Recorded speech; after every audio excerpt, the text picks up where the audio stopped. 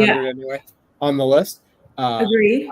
I plan on reinvigorating the intro video so that you have a new one to use. So we'll see how that goes. You'll have editorial rights, obviously. Excellent news. We've been live, so everybody is aware that we're getting a new intro video. Very exciting. So we've got, so Lisa and I, we just got off like a week-long bender to different places. So the energy is maybe a little lower than maybe otherwise, but yeah, we are super pumped to be here. We have lots to tell you about all the things, and we have a super special, legitimate guest. Melissa, would you like to introduce our guest? Dr. Kim Byas from CHAMPS, which is actually now Link. Okay, that's Link. Thank you very much for joining us today. Appreciate you being on the show. Awesome. So, Kim, we're going to send you to the background for a minute here because we want to make sure you don't get fired for anything that we say that could be controversial, which is almost always. So, we're just going to move you back here, and we'll have you back on in about 30 minutes. So, yeah, this little deck is not uploading. Super weird. But Michael, tell us a story real quick while we try to figure that out. Well, one day I was in traffic and I had a car come up behind me and honk its horn at me because I was not moving on a green light. And you know what I was doing, Kat? No idea. I was reading the article about you and Lisa and being named one of the top 100 women in technology. Well, see, it's so amazing that I had to read it right away. This is the problem, Michael. It is often confused. Lisa and Leslie are often I am not the top anything. I am the bottom. I'm in the bottom 100. There's no list for that. You have to be on the list, Lisa. I cannot believe I'm not on the list. That is Leslie, my dear friend Leslie, who I am always mistaken for. A picture of Lisa. Happily. Right. That was, yes. I was reading that, and then they honked at me, and then I flipped them off, and then I drove on, and everything worked out well. Quality. Let's just pretend we're going to create a list now, okay? I do not want to be on any lists. I'm happy to be unknown, top zero. Nobody you don't have to be on the list. Who would you put? Who's your number one health tech women leader? Kat. Everybody there. We're creating a new list. Kat, Leslie, Melissa, Brittany. All of our this is my list, Melissa. It's my list. This is true. So. Okay, how about female artists like Taylor Swift, Beyonce? Like who's on your no? This is actually a very controversial topic because Kat will not talk famously about any of her musical tastes. It is a private thing for her. And I'm going to follow her lead. I'm going to follow her lead. Let's take a guess. Actually, okay, then let's guess. I'm a big person, and she won't talk about it. You can guess. You can guess all you want. I'm not going to tell you. She's not going to tell you. I want to know why it's such a secret. She's not going to tell you. I will tell you why. She's explained it to me before. I want to explain it to me. Why? It's a private thing. Kat's a very public person, and it's one thing she keeps for herself. Right. I respect it. Okay, I respect it. I just think it's such a random thing that I'm surprised it's the thing. Well, next time some of us care about music, Melissa. That's really the thing. I am so out in the world, as Lisa would say, I'm very online. People know a lot about me. I spend extremely online. 90% of my job is drinking with people at the bar, getting to know them. And that's just one thing that's mine. That's right. That's right. Next time we'll give you the aux cord and see what you play. Give it away. It'll be a dead giveaway. We'll do a podcast. It'll be a podcast. She has a whole lineup every morning of all the things that she's going to listen to. And then she does it. I don't know if she still does it, but she used to do it on, I'm talking about your personal life now. This is not a personal thing, so you can keep talking about it. And then she does her walk every morning while she's listening to her podcast and making breakfast for the boys and her. She listens to all the different ones, and she listens to the left and the right. So she has a very good idea and encompasses all the things. That's right. Amazing. How she takes a walk and makes breakfast. But I mean, Kat is talented. So said she walks. She listens to several podcasts. I listen to Lisa does too. Lisa sends me the ones that are too long for me to listen to. How long is your walk, Kat? How long did you are you a 10,000 step a day person? No. Well, lately I've just been doing the Peloton and I've been doing weights. Who's your favorite instructor? I have little T-Rex arms, and I'm trying to get swole up, and it's not really working. But yeah. So I haven't been walking lately. Who's your favorite Peloton person? Who do you go to? Who motivates you? All right. My favorite Peloton person I know who it is. I did like Cody for a while because my friend Mandara told me I would be into him, and I was, but I don't think his workouts are that hard. No, they're not. So, They're not. It's about talking. It's about chatting. He's a chatter. Right. I do like Emma Lovewell. I think she's pretty hard. The Leanne, the blonde, she's pretty hard. The British, Leanne Britt, the British one. Yeah. And then I've been doing done and dusted. Welcome to Peloton Talk. Oh yeah, I've been doing arms with Tunde. Weekly Peloton Talk. Talk. Are you doing that like 4-week like course? Yeah. I failed. I did the 4-week upper body, and now I'm my last workout of the 4-week arms with Tunde is tomorrow. So I'm like, so proud of you. It's also an easy thing to do on the road because they're pretty short. But okay, so we have to move on.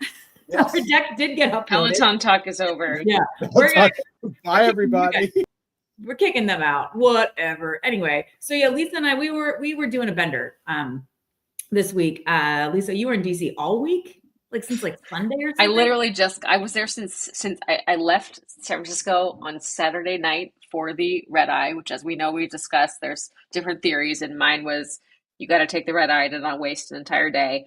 Got there on Sunday, spent some time with friends, got a little acclimated, and then just went really hard for the entire week until this morning at 5 a.m. when I had to get up and get back on the plane to come back home. And now I'm here. So, and I'm here, not even at my house. I had to stop on the way at my brother's house to borrow his internet. Oh yeah, my God. Not at home. Not at home. Did not make it home yet. Still haven't been home. Wow. Yeah. Okay. Yeah, I was I did not, I live in Atlanta, so this is the East Coast is not bad for me, but I showed up on Monday in DC. I took the train on Wednesday to New York for a tech week because that was super fun. And now got back this morning. So it's like a super fun time. So there's lots of news that happened this week. The most entertaining of which is Elon and our friend Donnie are in a big fight. They're in the big fight. And this is my favorite meme so far. That I think you did send me, Lisa, on the Instagram. I did not, but I'm also not an avid reader of the Babylon Bee. So whoever else, which is basically a slightly more conservative The Onion, but very funny at many times. And so whoever sent this to you is maybe you have a secret. I'm getting you maybe guys the secret bestie. Maybe the secret not a secret bestie. Okay, never mind. Leslie. It's just you non-secret. The same person sometimes. So That's anyway, right. That's right. They're in a huge fight. They're in such a huge fight that people are speculating that it's like just to cover up some negotiations with the bill, the big, beautiful bill, or maybe Russia. I thought all that stuff the first time around and Trump won, and it turned out it was actually just people being babies. So I don't, you know what? That's not everybody's a baby. It's oftentimes just the easiest example is that people are mad and upset about things. Yeah. So anyway, it's been very entertaining. Apparently Elon was going to get deported. Apparently Donnie's in the Epstein files. Like apparently shit is just going down. We don't know what's going to happen, but we did get a note from friend of the show, Tom Novak, who said, this is just like old timey Twitter, best day ever. So Yeah. I will say, there is a very real outcome from all of this that could be very interesting for healthcare, which is that the bill doesn't move forward. The bill cannot move forward as is. It just doesn't get enough support, and that means a lot for her. Well, speaking of, so apparently there's a little bit of pressure on the senators to not pass the bill, and Elon is definitely mad at anyone who did in the House. So it looks like right now, actually, despite everyone saying Medicare is not on the table, Medicare is on the table because how can it not be on the table? The math, as this headline says, the math doesn't work, and there you go. Not work, That's America. Right. The math does not work. So we don't know what's going to happen. We don't know what's going to happen on Twitter. We're just get a drink, see what's what, hang out. So then but the good news here, at least the House did pass the Support Act. There was some speculation that it would not pass, even though it was broadly supported on both sides of the aisle. And it did pass the House. So that is exciting. This was a pretty popular piece of legislation in Trump 1 that went into the Biden administration. What's wrong? Oh, you're making noises. You're making like... I said yay. Oh. Okay. Anyway, go Support Act. Go. We're long time fan of the Support Act right here. Everybody's That's all I'm saying. Support Act. Yeah, this was great for a lot of cool stuff. It'd be great if we just didn't fund a shit ton of PDMPs again. Like if we could abolish PDMPs, that would be great. I'd be here for it. That's right. big exciting news of the week. Actually, the most important part of this picture is that me and Lisa.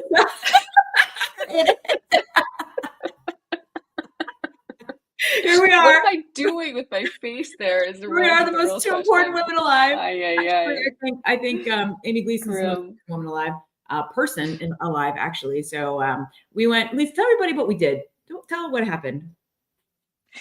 At this event, this was just, so first of all, we'd originally heard it was going to be like 100 people. It was not 100 people. It was way more than 100 people. And I imagine like everyone and their mother wanted to come to this thing. And so they just, I know a number of people who like very persistently elbowed their way into this meeting, which was a sort of like live stakeholder feedback session thing for this big CMS technology ecosystem RFI. And then we also know some people who really should have been there who were like weirdly turned away. So we don't know the rhyme or reason of it. But there were a lot of folks we know and also some new folks. Interesting room, interesting talks. We had sort of the first part of the morning, which was all these guys and our friend Amy and new friend Arda, and also someone we've known, Alberto, who are part of this like whole advisory group. I think he likes great. Yeah, they're great. And so, the people who are doing the work got to talk, which was great. But then also the key leaders here you see, they also all showed up and said what's up and supported the ecosystem. So that was cool. It was good for Amy, good for Arda, good for Alberto. And then we had a couple of breakouts, and like that was like the whole day. It was like from 9:30 to 4 or something crazy like that. It was long. And then we went out, best part of my day, just saying. But so I think I mean, like I will say, like if people didn't already think Amy Gleason was the most important person in HHS, confirmed, confirmed. And then the A team, which I think is an adorable nickname for Arda and Alberto and Amy. So that's great. Yeah, it sounds like they're basically running shit, so I'm here for it. And then the A team, by the way, was 4 people, but there was. Do you hear this later? I won't spoil it. It might be later in your slide deck. The other A, Alex.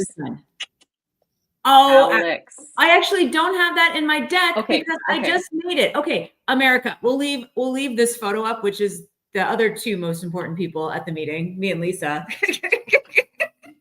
Really not.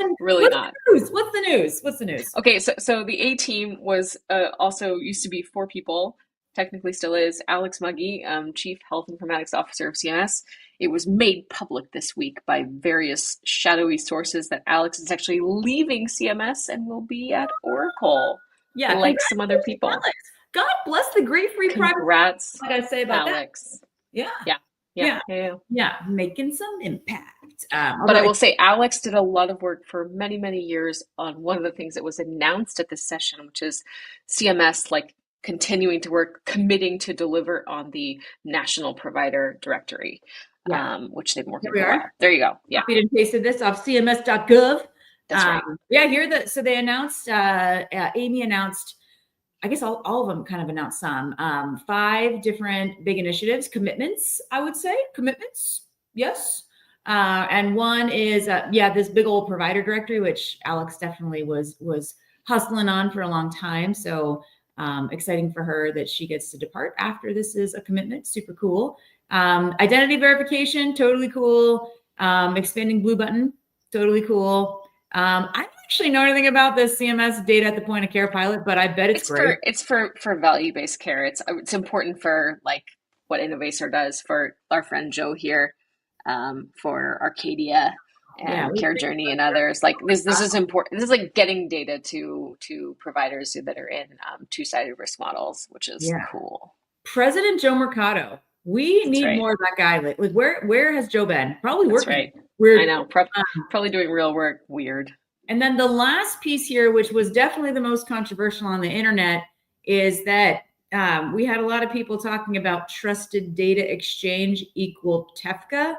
And I'm here to tell you, America, TEFCA and trusted data exchange are not one and the same. I love that you all wanted it to be.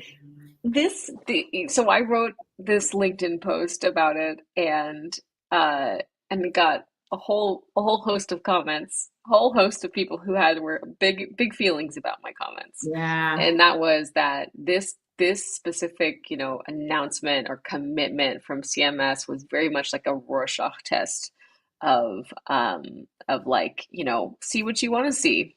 You see the butterfly, I see the woman's face, whatever it is. And I just, they specifically did not say that. And it was then later confirmed that is not what they said. And Yeah. so let's all just take a beat. And again, you see what you want to see. That's what we know. Yeah. So I was in, Anish led, facilitated some of the sessions on value-based care, and I went to the later one where I felt like I was, basically a stand-up comedian for everybody involved. But Anish was saying, because he was kind of yelling at people, he was kind of just like smacking people around, and like I was just belligerent and needed a drink and whatever. But a lot of people were complaining about like, well, what did they mean? Why was it so vague? And then we did get the opportunity to ask a member of the A team directly, who said, it just means we're going to join exchanges. Right. We're going to exchange data. Yeah, we're going to exchange data. In a trusted form. And it's like, great, especially if you look at the title of the whole thing. It's an ecosystem. They're not saying that they're going to crown one of the providers or one of the vendors or whatever the king of the ecosystem. The ecosystem has a bunch of different players. Come on, man. Like, that, it's right in the title. Like, friend of the show, Scott. This freaking that's guy. Right, Scott. Up with that, with the hot, the hot goss. Seriously. Yeah. I don't know. And like, whatever. I mean, people just, oh man, I just heard something, a quote that's been around for a while, but I heard it this morning and I laughed. And it's like, the people who act like they're experts on the internet are usually the ones who know the least. So like, I mean, I don't know what that tells y'all about joining the Health Tech Talk Show. Just saying, but.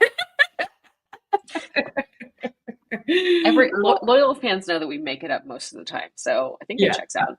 No, and we were very tired. Like we were very tired. Like midnight 30, and then I took her ill-advised advice to get on an early flight and woke up before. So like, this is it, America. This is what we got going on here. That's right. That's right. Yeah, so it was exciting. And then the provider directory stuff. It sounds like CMS is at least very excited to make one that they maintain. That. It just like defragments the current solution set. So, which is hard, because that does wipe out a category of solutions. But I also think those categories of solutions exist because weird regulatory processes. So I don't know. I think I'm trying to just think like what's better for America here. And like, I guess it wipes out your business. That's like a bummer. I don't know. I mean, I think, well, I've been thinking a lot about platform risk, right? Because it's been a thing, especially with these like, foundational AI model companies like Anthropic or OpenAI or whatever. I just read that that apparently, I guess OpenAI is tanking the business of my new favorite tool, Granola AI, which is one of these like tools that it does really, I think, useful scribing of meetings when you have back-to-back meetings. And then OpenAI was like, we're going to do that too. It's included. This is the classic sort of platform risk thing. We're going to talk about that because we're going to talk about the panel thing. Is Anthony the guy who was on the panel? Is he the Revelier guy? I think so, yeah. Anthony, are you That's the Revelier Anthony, guy? right? Are you the guy who spoke on the panel? I liked your stuff. Yeah, I liked how you called. You were like the Health Tech Talk Show. Take some cojones, Anthony, to get up there on that stage with those people in that audience. I was into it. I was like, I don't know who this guy is, but I'm here for it. The choices made about those panels were also very interesting, and they definitely showed the vibe of like, we are not interested in doing the same old things. That was cool. It was cool because it wasn't like the same. Well, it was some of the same people saying the same thing, but then we had a lot of new people saying new things. That's him. That's Anthony. What up? We like your style. We're into it. So this guy Anthony showed up and he was like saying all kinds of it wasn't controversial. It's all shit we all say. But the person, it may. I've not seen your slides, so I assume you have something about Kristen Valdez. If not, we can talk about her now. I don't believe. No, we're going to talk. Okay. That girl, listen, boss. Kristen Valdez owned the stage as far as I was concerned. She said amazing. Check out her like wrap up post if you haven't already. I've always liked her, always liked Jill and the folks at Be Well. They do great work, but Kristen was she was on fire. She was on In that fire. It was respect. super good. And I don't think anyone agrees 100% with anyone, but like I was But pretty that's okay. That's okay. Like that's pretty close. it was. Yeah, that's she was good. great. She was great. And then I also want to say that there was a boss ass bitch who stood up in the middle of Brendan Keeler's panel and There corrected was. them misinformation about release of information. And I was like, who the hell is that? What a badass. Oh, and it turns out it's Shannon West. Big surprise. I would like to just quickly talk about Michael Marchand's comment here, that he would like to publicly say that Sutter and Stanford have extensive network and direct data exchange. He was informed some comments were made to the contrary. So correcting misinformation. That's right. Anyway, we feel for Michael. We feel for that. We agree. Yeah, we got some more shout outs here. So no, it was super great. There were some of the stuff was interesting, and like it also showed that like there were people who were arguing, which I liked, and that's the point of a listening session, right? That like people don't agree. And it was hard to tell from the way they constructed the panels what direction they were going in, which I also liked. The mystery. So yeah, no, it was totally good. I was into it. We'll see. Let's see what's happened here. If you all like forgot, you have to submit your comment letter for people to actually know what you're going on. Like apparently no one's going to record what we say in the Health Tech Talk Show about my liquor store analogy. Weird. Like that. All Lisa's actual smart comments, no one's going to record those. So we have to like write letters. What? Lisa literally has to write her actual comments down along with many of her new colleagues. We agree, Pooja. Kristen she should be on the top. She should be at the top. Top 1, top 5. Listen, Pooja, let me tell you how Leslie and I got on the top 100 list. I'll tell you, she could get on the top 100 list if her PR team just sent a note to Becker's. That's right. It's not hard. This is a good point from Catherine. I mean, to be fair, like if you were not one of the lucky 200 to 250 people who got to come to this thing on your own dime and eat donated food from a kind soul, because they don't serve food there, like let me tell you, like it was not a like we are here to rubber stamp your agenda. Like people were rowdy. There was shouting in the auditorium. Like I mean, for a nerd meeting, right. like this was not kind of nerd meeting. Yeah, people were rowdy. We were all rowdy. We were rowdy, but we weren't even the rowdiest people. Like Kat and I were like pretty well behaved. No, we were like mid. Like we were like mid. We were mid. We weren't even the most bullshit. So that should tell you guys something. Is all I gotta say about that. That's right. Yeah. Okay. All right. Moving on here. What do we got? So then, did you guys all watch our Joe Rogan recorded hour bullshit talk? It was awesome. I poorly timed its release to be 10:30 on the day we were all in the RFI session. And I was wearing the same outfit. So it was very confusing for me and others, but Joe, at the end, he asked us, like, what have you guys heard of chai? And we were like, well, we don't know if they're doing anything, but we heard they convinced a lot of vendors to give them a lot of money. So they're rich, but like, we don't think they're doing anything. And I think, Lisa, you were like, yeah, they just announced they're not doing AI assurance labs. And then they get like an acknowledgement, it sounds like, in this NIH. It wasn't a listening session, but they had some sort of convening the other day. I don't really hang with NIH, so I don't really know, but yeah. And Joe was like, chai's dangerous. They should have no money. They take up, I forget, it was awesome, whatever he said. It was just, he was going for it. But yeah, but it sounds like they've used some of their money to get some access. So first of all, it's RFI season for all these agencies. NIH just today or yesterday released, they released another RFI, or another agency's released another RFI. This one is due in July, so you have another month to get this responded to if you want to. This is about their AI strategy. I had a little bit of a preview of this as well at another event I went to this week. I went to 3 separate events and had 750 meetings. One of the events I went to, there was some discussion about this as well from some folks there. I can't share more because it was like a semi-private meeting, but needless to say, they are doing stuff, and I'm excited now to give them feedback on it because I do think this is important. I realize like research feels probably a little abstract to probably many of our loyal fans if you work more in the like here and now of like health IT and health data, But yeah, there's a lot of stuff here too. So like, I know you, me, everyone, we're tired of responding to RFIs, but this one probably is also going to be important. So think about recycling some of your comments on the health technology ecosystem to this, if relevant. If relevant, who knows? Mine won't be. Also, speaking of platform risk, so I was talking to someone when I went to Jonathan Bush's, one of his parties there. It was super fun, future governor of Maine. So Leslie and I did commit that we would move Ensenna to Maine. It's amazing. It's amazing. You should not be allowed to talk when you're like, do not make commitments like this. But everyone, no. Listen, we're doing it. He said it will be the most business-friendly state in America. He said they're going from worst to first. Okay, well, that's great. I love Maine, just to be totally clear. Civitas, headquartered in Maine. Jolie Rizzo, Jess Little from Civitas, live in Maine. It's fantastic. I've been there a bunch of times.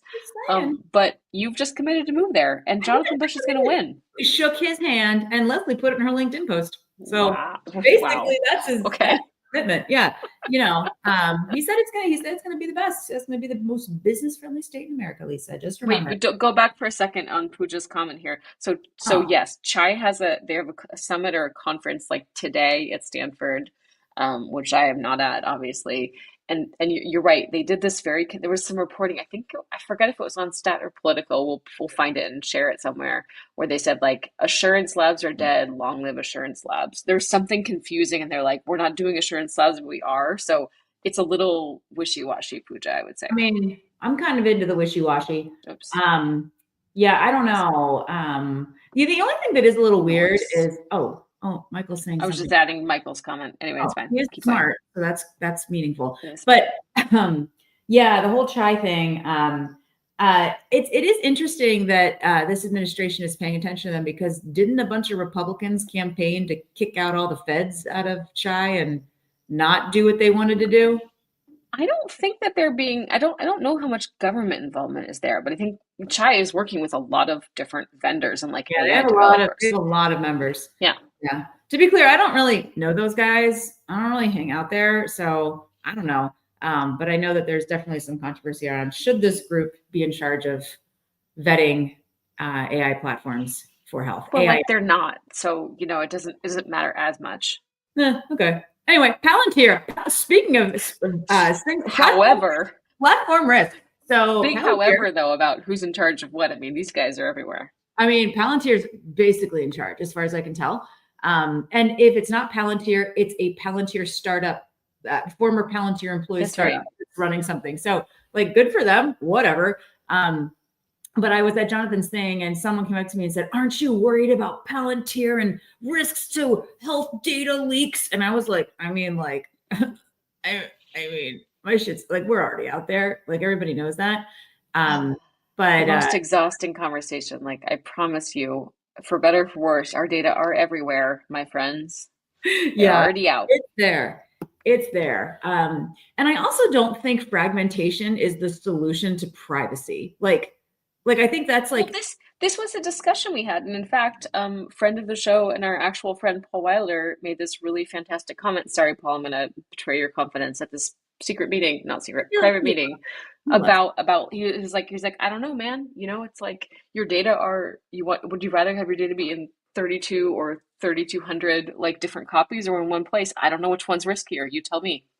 Well, and I feel like Paul wouldn't be mad if I said this either, because we talked about this a lot. Like he was saying like, hey, if we got the national patient identifier through, like, we'd have to hire some lobbyists and spend a fuck ton of money, but like it would solve problems. And other people are saying, well, no, we should use Clear and connect everything. And his point is the same. It's like, do you really want your identity? They have to verify at 16 different places and it's all pulling through. And are you sure they're getting Catherine McDavitt with a K and not a C, and like, all this stuff. And I mean, I agree with them on that. Like, there's risk with fragmentation to preserve privacy, because I think that's wrong. I don't think siloed information equals privacy.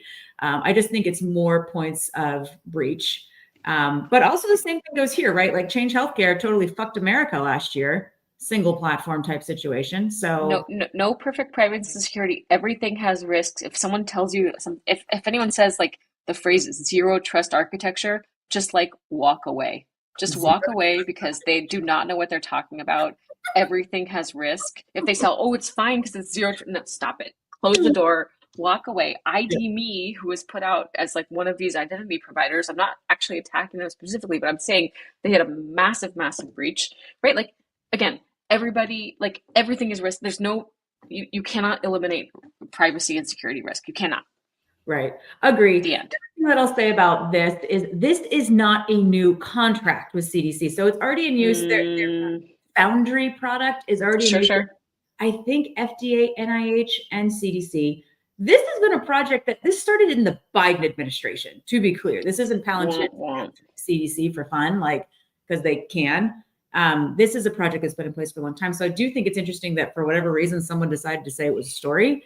We'll have to call our friend. I think this is Ruth Reader's story, but I actually cut that off. But this is New York Times. You can tell by the font. I don't know who the hell it is then. But so they have had multiple, like a series of articles over the last couple of days that are like Palantir exposés. There's a bunch of them, and Palantir is pushing back on. They've been like, firing back missives and saying it's not true. So just like FYI, there's a bunch of like Palantir, expose type of articles in the Times the last couple of days. Yeah, I mean, I'll say like having some knowledge of the CDC's previous data infrastructure, this is a fucking huge improvement. So God bless America. Like whatever, man. I just don't want to get E. coli. That's all. I want to get E. coli. I don't want to get measles. Whatever we can do to make that happen, I'm cool.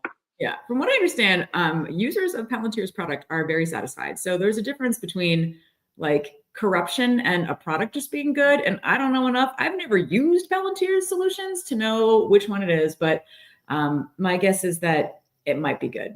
So, TBD, but just like, pay attention here. Because I think a lot of this is kind of bullshit, which I'm into, as everybody knows. Congratulations to Omada. Yeah, some people we know made some cash, I think. Pretty sure. I didn't, but we sure hope that a lot of our friends did. That's right.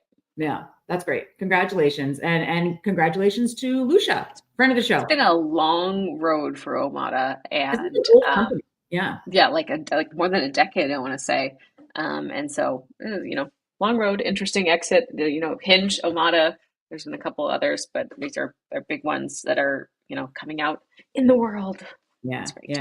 Super cool. And then the best piece of news, aside from the Trump Elon Twitter fight, is the saga continues, Lisa, with the honeypots. These freaking guys, I love them. They're just doing the messiest stuff. Apparently they're saying that now, like the guy, like the founder of Deal is like extra criminal and has done this in multiple settings before, and all about stealing trade secrets from competitors. And I just like, maybe I'm wrong. We talked about this before, so we're not gonna like, beat it to the ground here, but it's like, I just like, what does someone's like trade secrets do for you? It's more about implementation. Like, I just find it to be so funny. Like what's the great big secrets that they found out by like stealing the information versus just being like, it doesn't matter. Like for most things, your trade secrets, it's more about how you implement it. It's not about like the secret stuff you're doing or whatever. I don't know. Like comedy. I don't know. Like, it really is. Do you think, did they ever find the Deal founder to serve him papers, or was he still? No, I think he's still like on the lam somewhere. He's like, whatever. Good for him. Let's keep it interesting. So like, I don't know. I mean, whatever. Good for the people at Rippling for continuing to pursue the story and entertain us. That's right. Thank you for entertaining us. Oh my God. All right. Okay. All right. What else before we transition to our real actual guest? I would just say we are very tired. We are no longer spring chickens. And this was quite a week of business and networking maxing. But it was also cool. Like we got to see so many great people and just like talk to a bunch of interesting people. Like that was really fun. Like I enjoyed it. I mean, there's lots of work to do, lots of stuff happening, lots of things to pay attention to. Oh, don't think we officially said that. In fact, National Coordinator Tom Keene, we talked. We just like, you might have missed that one. Dr. Thomas Keene. Dr. Keene, come on the show. We're ready for you. Doctor. Yeah. We're ready. He come on the show, so I don't know. That's right. He said he'd so, show So yeah, his second day was the RFI day. So but I That's guess right.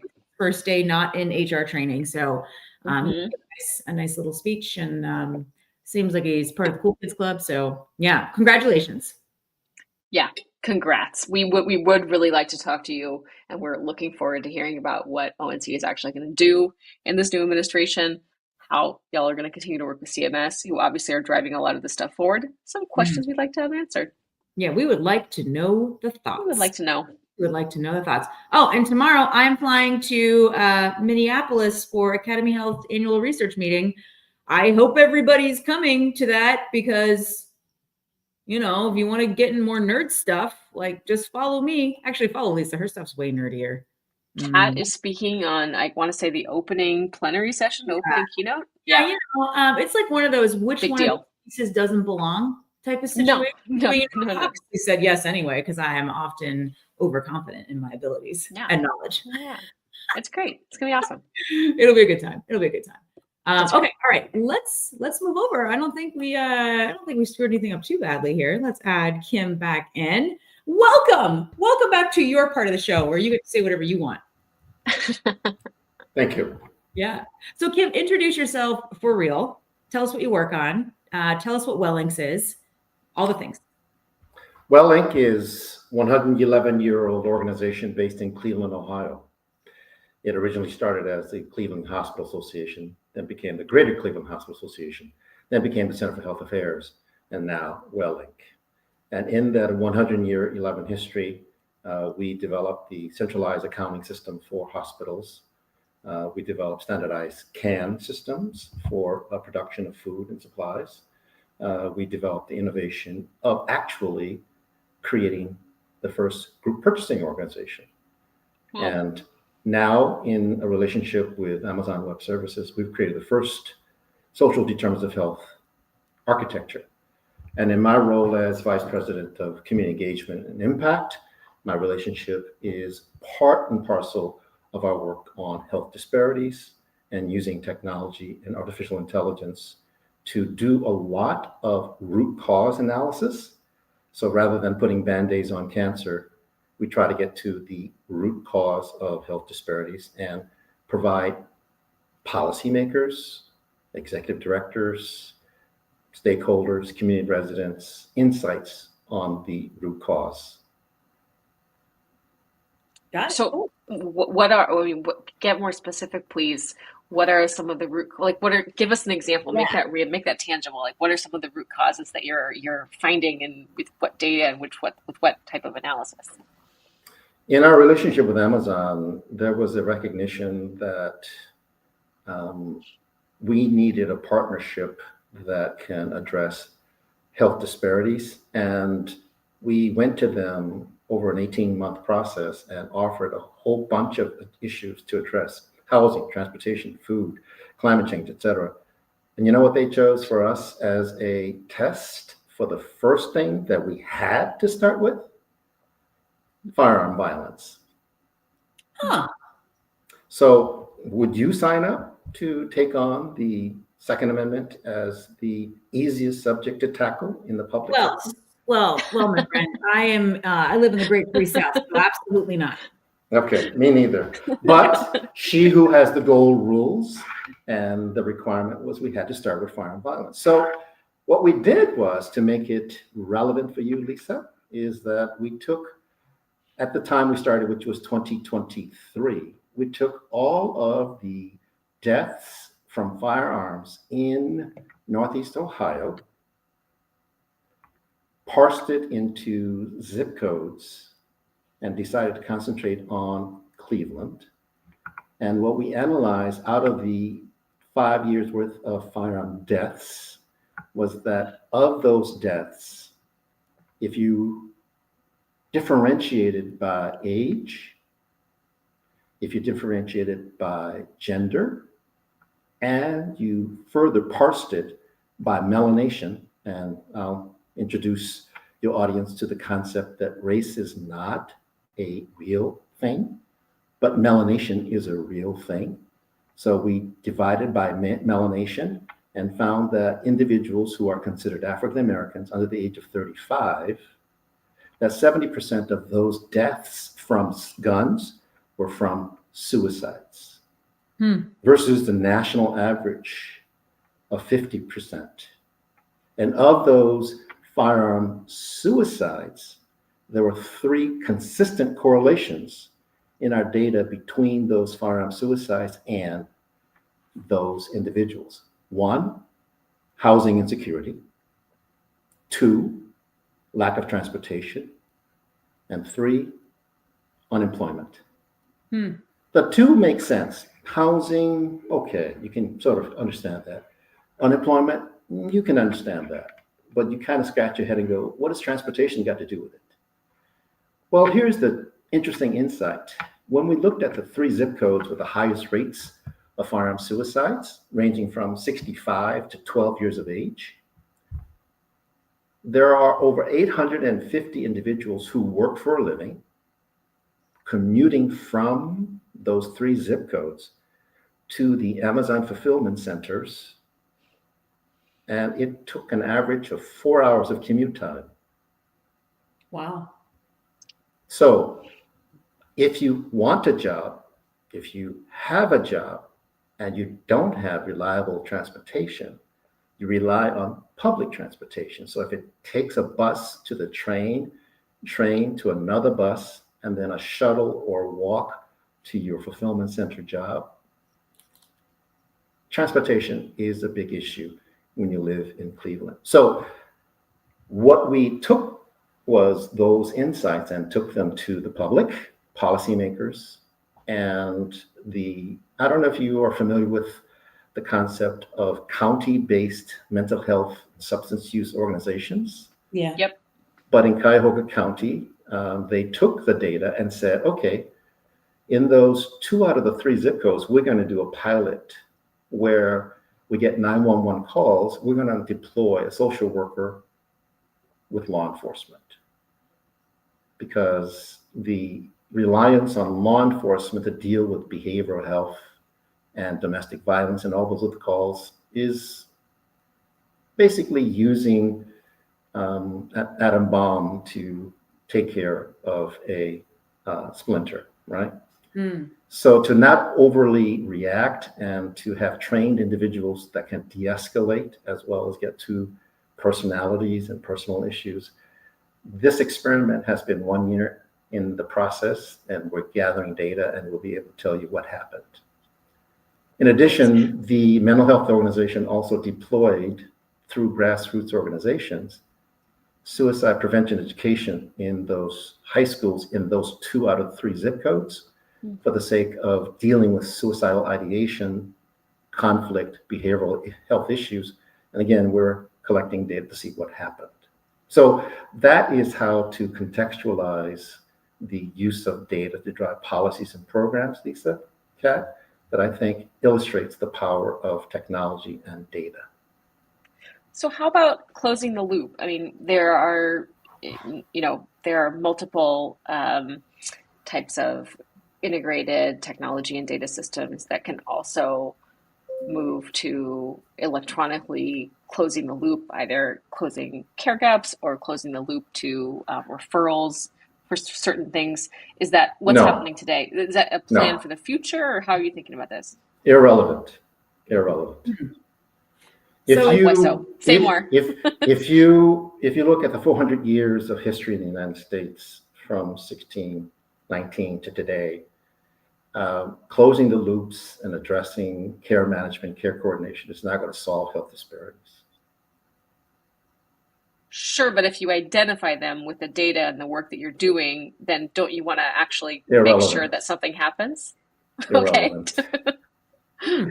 It's analogous to realizing that people are falling off the sidewalk or off the bridge, and you have better collection system downstream to pick the bodies up out of the stream and take them to a hospital facility. But you do nothing about the hole in the fence or the bridge that's falling apart. You keep picking people up, coordinating their care, and taking care of them. You got to fix the bridge upstream. You got to make sure that there are no holes, there's a fence, people are aware, there are lights, etc. What we're trying to say is, okay, all that is great, But as you all know, a person's well-being is determined by multiple factors, where 20% is related to better medical care, and 80% is related to food, housing, employment, transportation, education, clean air, clean water. Yeah. So nothing wrong with better care coordination, nothing wrong with closing the gaps, nothing wrong with the data process, but you're only looking at 20% of the issue, while 80% of the person still falls apart and dies. Yeah. I assume you know my friend, the upstreamist, Dr. Manchanda, Rishi Manchanda, who would talk quite eloquently about these issues going upstream and solving some of the systemic things. But I would just say, and I'm assuming Kat's thinking the same thing. These are all really important things, ideas that are very much under attack and are losing funding left, right, front and center. Like, tell us more about doing this work in this context around us. Not as popular right now, and certainly not getting the funding, or funding is at risk of being cut. Yeah. Yeah. How's your world? The world is fine. All around us is a hell in a handbasket, but the world is fine as a organization that self-funds and doesn't rely on federal funding. Oh, nice. Isn't beholden to grants per se. We are somewhat inured and can speak, even in this climate of 1984 and Orwellian speak. We can speak to the root causes, and while the parsing and the phrasing and euphemisms have to be carefully considered, we continue to focus on the root causes. So I like what you're saying here. Like, I think when, we're talking about root causes, but a lot of we've had some guests in the past who, like, they're talking about like removing friction points that actually create tons of opportunity for better lives and all that. That's a little bit what you're talking about. Like, you found out that this like ridiculous commute and transportation issue it contributes to suicide. Like, and then you found some way to at least make the friction point less nasty. Do you have any so you did firearms. What else have you been looking at? Well, we're looking at so many different issues, including, to your point, Lisa, of care coordination. So when you look at a person in a system of care, and I can send you some citations on studies, but individuals who die from suicide, 90% of those individuals have been seen within the healthcare delivery system 1 year prior to their death from suicide. So the friction point isn't necessarily getting to a caregiver. The friction point is that the underlying drivers for despair, loneliness, isolation, schizophrenic episodes, substance use disorders are not being addressed. So for us meaning over 80 organizations representing for-profit, nonprofit, as well as government, sitting around an advisory council table voluntarily to guide this process, said we have to create a pilot to address those fundamental vulnerabilities. So what we've chosen to do is create, fund, and build A, affordable housing, B, make that an intentional community of single individuals who are old and young, individuals who are couples with or without children, but all low-income populations. And we want to pull them from those 3 zip codes and create carefully an intentional community with affordable housing, with green space for social interaction and a common community area, as well as the ability to bring resources to them in that housing complex. Because here's a interesting notion. Much as we're using technology and talk today about technology today, 30% of Cleveland residents do not have home internet access. So if you want to do medical intervention, if you want to do communication, if you want to do education, we have to figure out how to connect them to the internet. And so building this intentional community with affordable housing, with wraparound services that include access to home internet, as well as transportation, food, social services, behavioral health resources, proximity to education, proximity to transportation, job training, etc. So this experiment is in process of being implemented based on all the work that these 85 plus organizations, individuals are taking on in Cleveland as a pilot.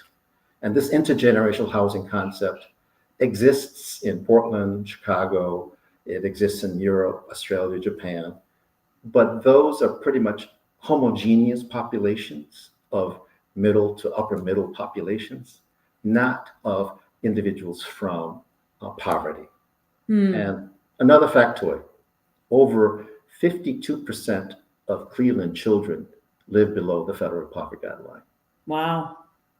And the median income of Cleveland for a family is $35,000.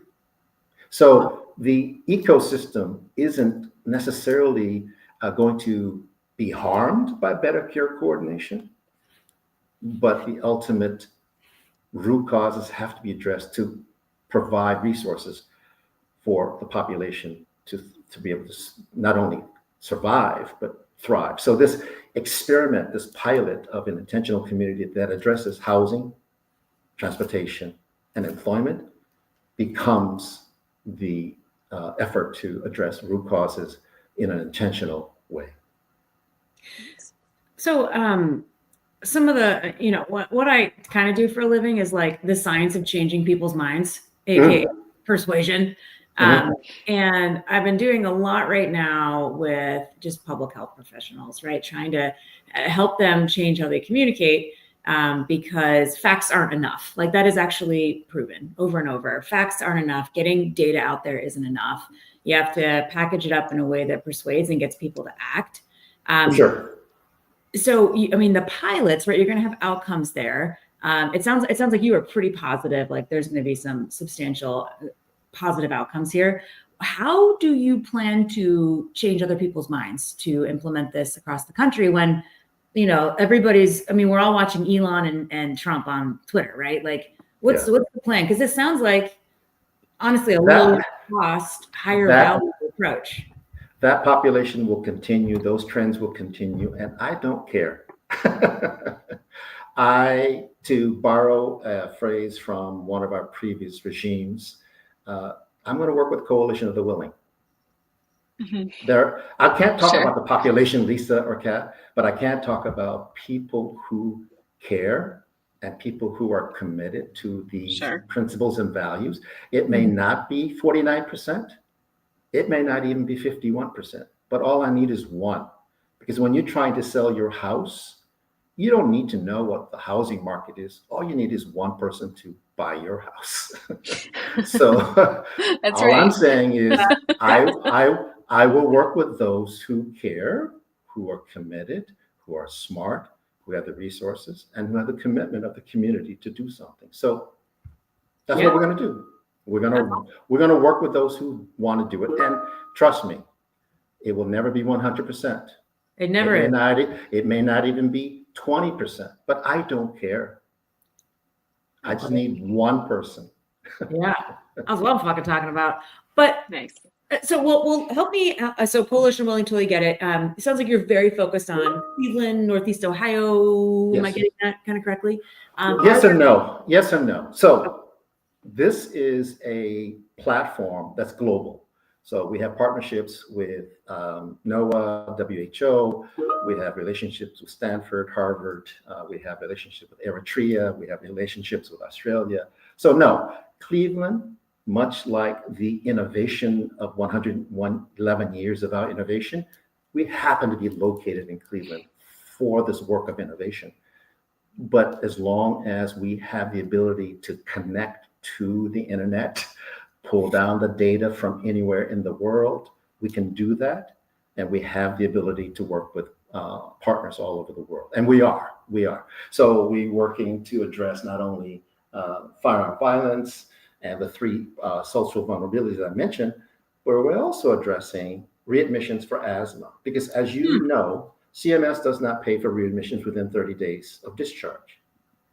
We looked at 189,000 readmissions that were not paid for by a healthcare system, with a healthcare system. And we took that data, analyzed it, and came to understand that there were reasons for that. And again, Lisa, it was not necessarily care management. There were conditions that led to, and when we mapped those individuals, it perfectly overlaid with those zip codes with highest concentration of dilapidated homes, lack of ventilation, mold in the homes, et cetera, et cetera. So yes, you can keep doing the patient education, teaching them how to use the inhaler, doing everything you can to create care management, care coordination. But until you clean the air, get the triggers out of the house, or get the people out of the house that live in those triggers, there will be constant readmission. So it is a value proposition to address those kinds of issues for healthcare providers who don't want to pay the penalty. Okay. Right. In addition, we're taking price transparency data. And as you know, hospitals and healthcare systems have very thin margins. But we can take the same technology, scrape the hospital transparency information, and we've created an application that helps hospitals and health systems better negotiate payer relationships, as well as create service line efficiencies. Yeah. Okay? Yeah. Love it. We've taken also the same platform. I can go on. So besides firearms and vulnerabilities, so we can go on and talk about how we've cut down claims denials from 15, 20, 10% down to less than 2%.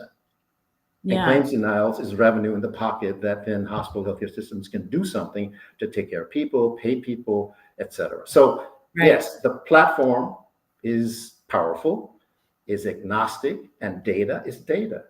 It's a question of how do you want to frame that data? And we frame our data to say, let's solve problems at the root cause. Because the only reason Amazon Web Services gave us this technology was solve problems, Dr. Byas. Don't do research. So we're not researching. We're solving problems because we come at it, no pun intended, with a bias. We come at it to say, we're not here to study the problem. We know what the problems are. How do we create insights for solutions? The friction points, the last mile, right? How do we solve for that? So that's what we're doing. I love that. Okay. Very cool. I would love to hear just how you're addressing the asthma problem, since it's a housing problem. Like what's the fix there for that friction point? Right. And then I want, as a close, we only got 2 minutes here.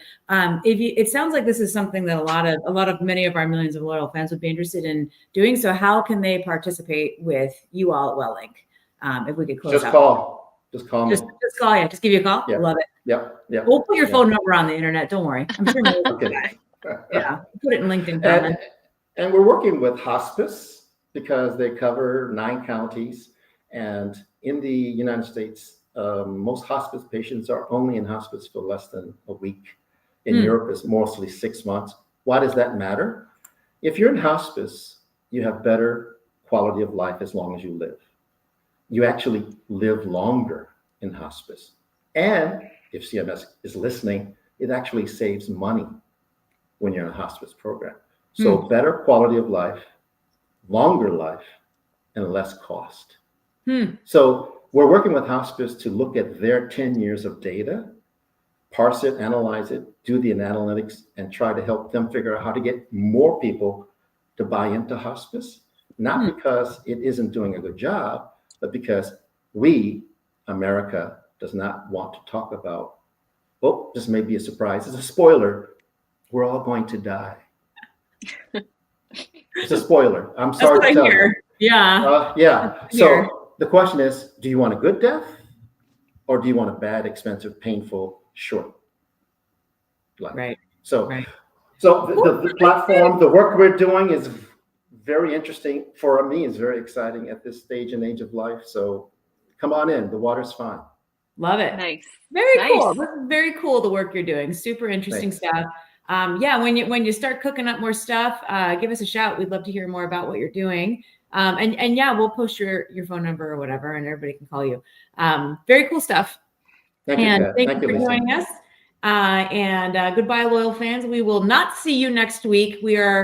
Leslie and I are going to West Virginia. Spoiler alert. We're speaking of a state nearby Ohio. Leslie and I are going to Huntington. We sponsor Project Hope for Women and Children, and they are having their annual fundraiser, which is Hope Blooms on Saturday, the 14th. We love these people. We love the Marshall University people. So that's where we'll be. It takes a long time to get to Huntington, so we will miss the show. Not a direct flight. All right. Thanks, all right. everybody. We'll Thank see you, y'all Kim. later. Thank you, Kim. See you later, Lisa. Bye-bye. Go take a nap.